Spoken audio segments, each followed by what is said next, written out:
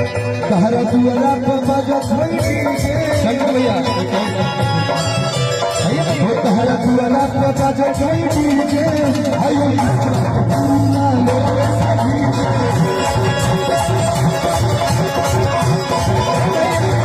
और जिसका नाम ही राजा हो वो दिल का राजा क्यों नहीं होगा।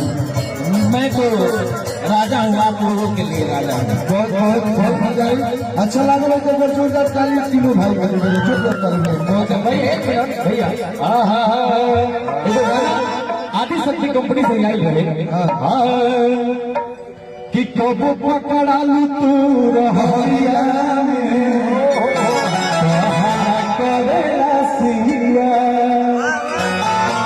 बाबा बैठे ना बाबा बड़ी पैसा बड़ी पैसा जान है आप हमारे जान हमारे तो भाई पैसा है। भैया भैया भैया आप इधर आइए, आप इधर आइए। धनंजय भैया देखिए संजय दत्त संजय दत्त अरे भगवान को लगाए भैया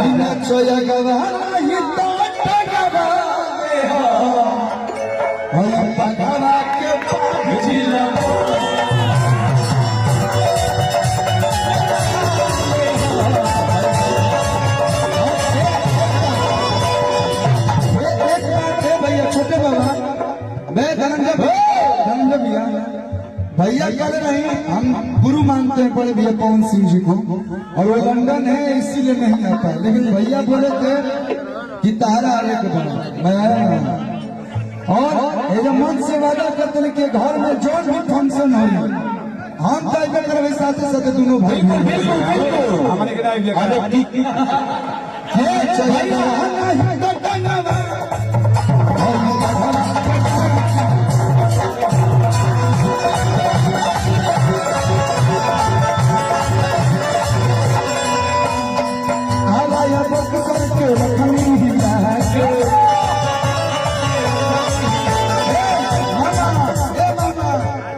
अरे जिला पौनी यार किया राया बक्सर के रखनी बाकी मछली दोनों जिला के राया बक्सर के रखनी बाकी मछली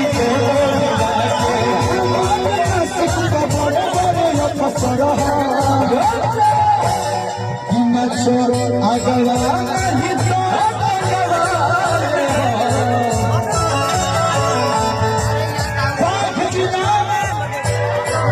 नचो अगला नहीं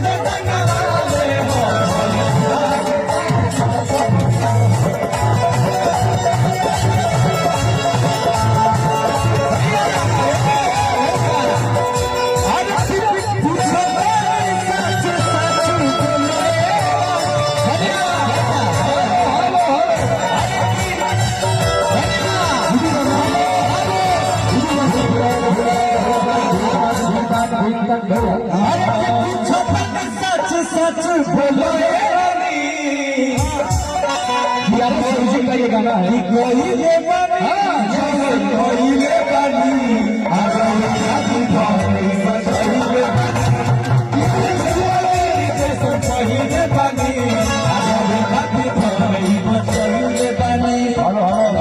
नायक सब बंद हो गई, नायक बंद हो गई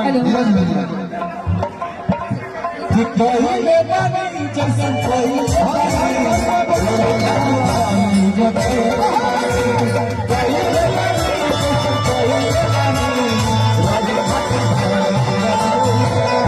और आप लोग से नहीं हो रहा DRS म्यूजिक धीरज भाई PRS म्यूजिक के जो भी सब्सक्राइब नहीं किया है प्रचार प्रचार साइड फिर सारा बंद हो गया। मिले जाएंगे PRS म्यूजिक जो भी सब्सक्राइब नहीं किया सब सब्सक्राइब करिए। हाँ अरे अरे घोड़े चढ़ जाएंगे होली मिले जाएंगे साथ फेरा लेके हमको दुल्हन बनाएंगे। घोड़े चढ़ जाएंगे होली मिले जाएंगे साथ फेरा लेके हमको दुल्हन बनाएंगे। हमको ससुरा के नाम धरेंगे। अंकुश भाई ये हमारे के बम्बैया को फंबू भर कहा तो हम ससुरा करा धर के पहुंच रहा हो कि तेरा चलते न जिंदगी तबाह करेंगे। तेरा चलते न जिंदगी तबाह करेंगे। वही बड़ा कहवा दिया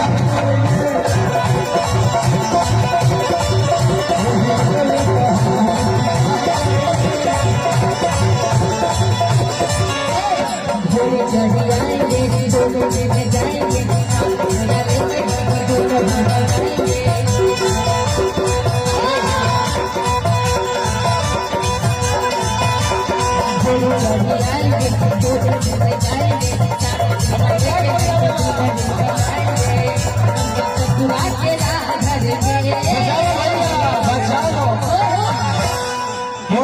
चलते न जिंदगी तबाह करेंगे।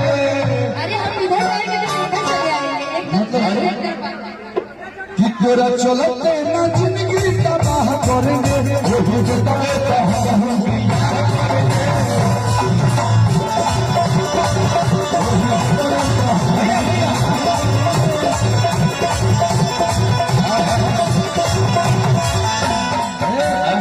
भैया मंच में से थोड़ा थोड़ा आदमी कम हो जाए, जितना लेकर जरूरत ना वो लोग इज्जत।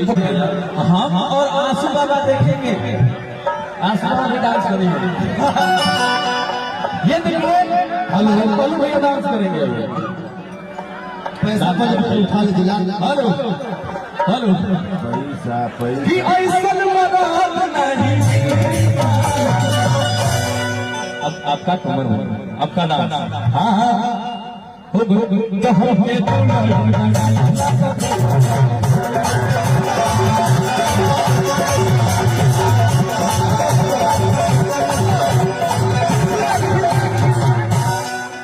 कि न चलेगा नहीं तो लेकिन अकेले हम डांस करेगा अच्छा लगी।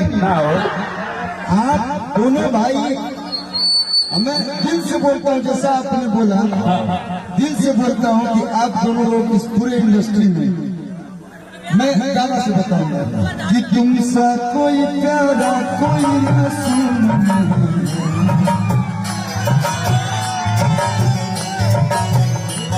तुमसा कोई प्यारा कोई मासूम जान हो मेरी तुम्हें मालूम नहीं।